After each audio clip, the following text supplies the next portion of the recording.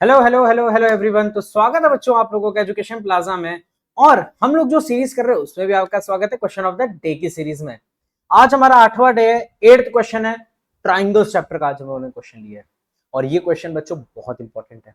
ये क्वेश्चन बच्चों बहुत इंपॉर्टेंट है, सारी क्वेश्चन बेसिकली बहुत इंपॉर्टेंट हम लोग ले रहे हैं। तो आओ इस क्वेश्चन को करते हैं सॉल्व। क्वेश्चन क्या है? In the given figure if triangle A B is congruent to triangle ACD.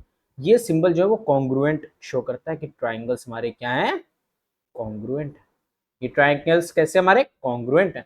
सो हमारे पास क्वेश्चन में दिया है triangle A B E is congruent to triangle A C D. Yes बच्चों, दो ट्राइंगल्स अपन को कॉन्ग्रुएंट दे रखे हैं। We have to prove triangle A D और triangle A B is similar. अब देखें हमारे पास A B is congruent to A B E is congruent to A C D है। तो बच्चों इसके जो कोरेस्पॉन्डिंग पार्ट है वो इक्वल होंगे। Corresponding part of congruent triangle CPCT से कोरेस्पॉन्डिंग पार्ट इक्वल होंगे। 9th में पढ़ा है ना। तो क्या हम इन दोनों अगर ये दोनों अगर कॉन्ग्रुएंट है तो क्या हम कह सकते हैं A B is equals to A C? Yes और नो? ए बी को हम ए सी के इक्वल कह सकते हैं। A B is equals to A C कह सकते हैं, कह सकते हैं। और और क्या हम ये भी कह सकते हैं A is equals to A D? कह सकते हैं।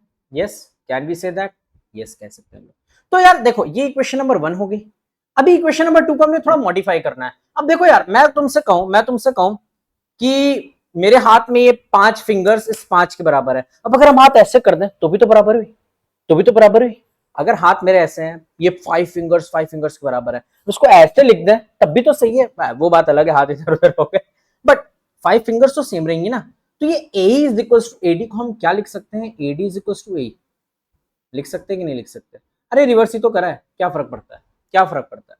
तुम्हारे लेफ्ट हैंड में 5 टॉफीज पड़ी है सेम, राइट हैंड में 5 टॉफीज पड़ी है सेम, है तो बराबर ही। अगर इधर उधर कर दो तब भी तो बराबर है, अगर इधर उधर कर दो तब भी तो बराबर ही मिलेंगी। तो देखो फर्स्ट और सेकंड इक्वेशन को आप डिवाइड कर दो, A B upon A D. Now divide equation 1 and 2।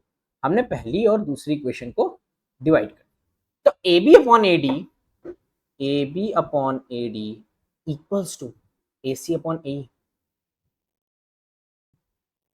और ये दोनों के इन सब के रीजन क्या है? इन तीनों चीजों के CPCT is the reason behind that. CPCT is the reason behind all these things. CPCT corresponding part of congruent triangles. अब सुनो, अब देखो हमारे पास ये दो चीजें मिली, A B upon A D equal to A C upon A. अब इनको ये दो ट्राइंगल लेने हैं और पहले ही लेते हैं triangle A D E and triangle A B C.